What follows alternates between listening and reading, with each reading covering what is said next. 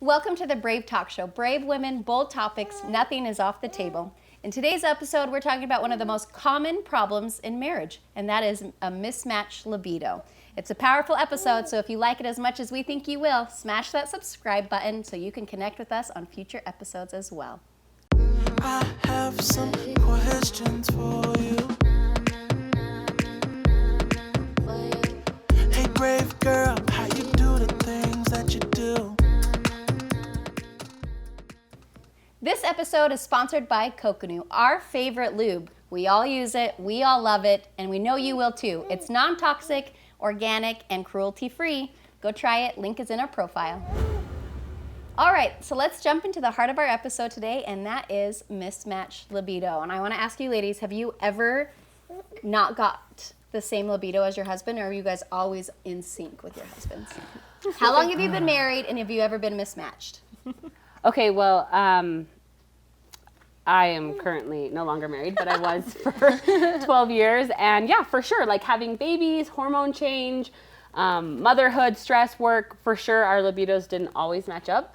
I think that's pretty normal in most relationships, but I think the best thing is to try to figure out how to get back. Were you more of the wanting more and your husband less, or was it flipped? Was it like, which one was it Actually, more both. often? So earlier in our marriage, I had a lower libido. His was definitely higher. And then later on, I actually had a higher libido. When you hit that dirty 30, huh? That's what it was. Yeah. And I just wanted sex way more. And he, stress and work and things in his life too. And I think overall, like, health, testosterone issues, like, it did not match up. And I was like, what? Come on. This is what you wanted your whole life. Like, Yep. a woman who wants sex every day. Yep. Keep up with me. So when my husband and I first got married, and we'll be going on 13 years October 1st, so whenever this episode comes out, we might already be at our 13-year anniversary.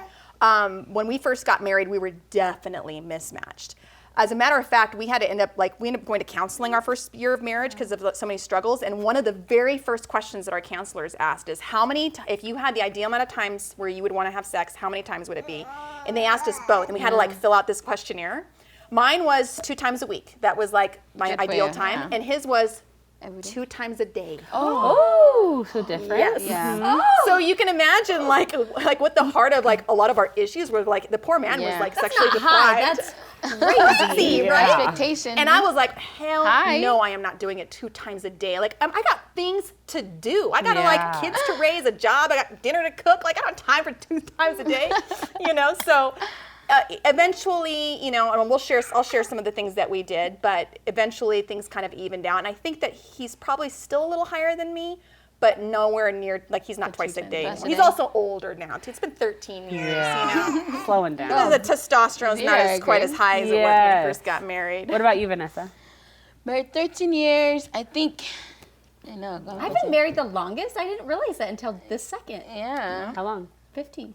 Oh, wow. I'm a veteran compared to you. Just kidding. Yeah. And mismatch, I think like it's different. Like when you first get married, you're in that honeymoon stage, so I think like you're always the same then. But then when kids are introduced, I think like the biggest thing is kids. And also I think kids. Just kidding. Love you. They say have kids, right? I know. They're cute. They are cute. I love them. But yeah, I think maybe they are. But the thing is, Brittany used to be a perfect one. But let her tell us what happened to her. Brittany used to be sex goddess on the show. And then she had Vera, and this is true. Like, I just remember when you posted, so when we had to go on and say how many times we've had sex, and you Hers post was way yours, more, yeah. and my husband was like, oh my gosh, that's embarrassing. Like they had more sex, and I was like, okay. He's like, don't tell that we. There were a lot of women that wrote in. They're like, should I be having sex that much? I know. Yeah. Because Was yours like 5 times a week or something like that? So yes, every day. Physical affection is my love language. Like I love to be touched. It just is like holding hands, snuggling, spooning. Like That's not me. I love it. Me too. I love I maul my kids all the time. Like snuggle, snuggle, snuggle. But after I had Vera, so I've always been higher. But we've actually been pretty matched. Like that's one of our strong marriage suits. Like we've had other problems, right? Like every marriage does. But I've always been like, I'm really grateful for our sex life. Like our sex life is something we have good going on. And I actually asked him that question after you said that you guys asked, how many times a week would be ideal for you? I asked my husband. He's like, I have no idea. I'm like, you've never had to ask yourself that in 15 years of marriage. He's a satisfied man. Lucky man. then. But then I had Vera, and suddenly, like, that's how I knew to get my hormones tested, is because I didn't want him to touch me. I, like, never went for it. I never wanted it. And then when he would, like, suggest something, I would be like, no. Like, and then I thought, what's happened to me? Like, I usually love it. Like, I don't want it. Like, I'd rather sleep. I'd rather go shopping. I'd rather do anything but have sex. Yeah. And so that's changed the dynamic. It's also given me a lot of empathy for women who we've had write in, some of our followers that have said, I don't want sex. I don't have a drive. I don't want to do it. And I think in the past I've been like, well, maybe try this. But now, like, I have so much more empathy where I'm like, maybe it's not your fault. Like, maybe it's not your husband's fault. Like, maybe there's something chemically wrong with you. Like, my testosterone was a 3. Like, your levels are supposed to be between 250 and 350. Mine was 3. Yeah. Trace. Yeah. Like, Have you noticed a difference? yeah, You want I to be have. touched So, now? yes and no. So it's only been 2 weeks since I've had my pellets put in. And so now I snuggle more. Like, I'll see him sitting on the couch watching a show. And whereas before it would never even cross my mind to go snuggle him, now, like, I'll be like, oh, I don't want to do the dishes. I want to go sit with Ben. And I'll go snuggle and hug him and stuff. And so that's a big deal for me. And it's I'm going to get excited better for- yeah. in the next couple of weeks, right? So you'll be able to hopefully start feeling like They'll yourself test my levels again. again at 1 month. So And that's a good point. So yeah. one thing is, if you're off, if your libidos are off, and you are like not, like, if you're at a place where you never want to have sex, that is an indication that you might have a hormonal imbalance, and that might be something worth checking out. I actually used to run a kind of like a support group for wives on Facebook, and that topic would come up a couple times where women actually in my group actually had the opposite effect or opposite situation where their sex drive was much higher than their husbands, and some of their husbands didn't want to have sex at all, and they were like, what is going on? And we had brought up hormonal imbalance. Their husbands went in, and sure enough, those husbands that didn't have much of a desire, low testosterone. They got on testosterone. Marriages transformed. So Well, I mean, I one think big tip: naturally, check like- out hormones. Like, naturally, you want to procreate. It feels good. Like, so if you're like, I absolutely want nothing Never? to do with that, there might be an actual scientific imbalance. Like, you know, go get that checked. Don't think it's like a personal problem or someone doesn't like you. take Like, it- go get checked first Yeah. and see. Exactly. So that's one of some of the things that I wanted to talk about in this episode. I want to talk about, like, some things that people can do who are listening. And one is to have empathy for your spouse, because and don't take it personal. Yeah. It probably doesn't have anything to do with your body. Chances are high it's not like your husband's suddenly, like, so turned off by your body. I do think, And- though, and we've talked about in other episodes, if there's pornography addictions or things like that, that can affect the spouse wanting. But again, don't take that Don't personally. take it personal, but right? understand that there's a solution. Like, find what's wrong and whether it's And fix it. addictions Right. And that has- or And I think the biggest thing key is how you present it, right? Because there's a lot of time I even can go my mind when it's like frustration can be on both part, and then so you attacking, like, right? Like, I've seen where people's like, oh my gosh, I'm not coming, like, you're not making me, you know, I'm like, it's not happening, like, it feels great, you know? And so the way because a man also can take it where it's like, why are you coming for me? Like, I don't know what else you want me to do differently because I'm doing what I've been doing where, you know, so I think we talk about communication all the time. Like, the way you present the package, sometimes it has to be where it's like, hey, listen, we haven't been connecting, like, I'm not feeling it, like, there's something, should we talk about it? Like, do you feel the same way? Like, what is going on? Because I think the approach, if you're coming at as attack and blame and why it's not happening, Shame, blame. they don't hear it. They're like, okay, I just don't want to have it. It's a turn off Yeah. at this point because it's a fight. To yeah, even it's a have fight it, to even have it. So why have it? So I think So- it's packaging it well. Have empathy and communicate. So don't take it personal. Have empathy and communicate. And what part of that communicating is, don't just, if you're not in the mood and your spouse is in the mood, don't just be like, not tonight, and just, like, they will take Push that them as away, rejection. yeah. Yeah, if you just push them away, they'll take that as rejection, and then their mind will go to all of the places like, oh, it's me. He doesn't love me anymore, or doesn't love my body anymore. Like, you know what I mean? Your mind will just go to those negative places. So if you're not in the mood, explain why.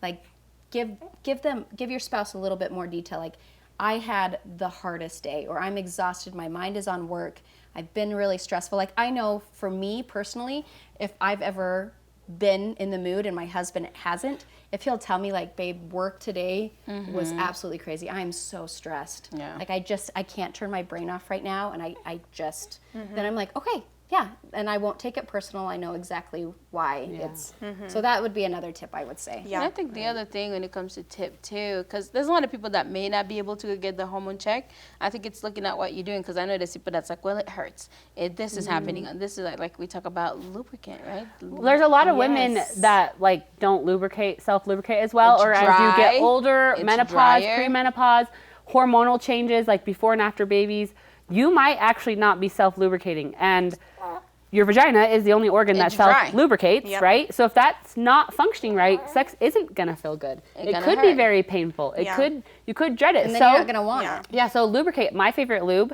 is Coconu. Heck Literally, yeah. It's ours. they have oil-based, water-based. It's incredible. So if What's you guys your haven't guys' tried favorite? out, Mine's oil-based.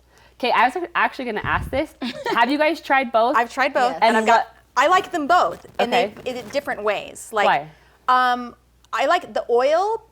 I feel like the oil is not quite as slippery as the water, so there is a little bit more of like Grippy.